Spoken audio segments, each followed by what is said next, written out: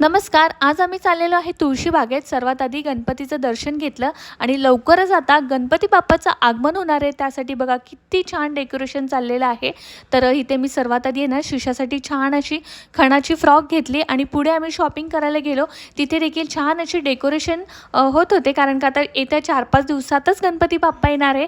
तर खूप छान छान व्हरायटी होत्या तिथे, वेगवेगळे ड्रेस, ब्लाऊज आणि इथे बघा खूप सुंदर अशी फ्लावर होते. डेकोरेशनचं जे जे सामान आहे ना ते तुळशीबागेत सर्व भेटतं.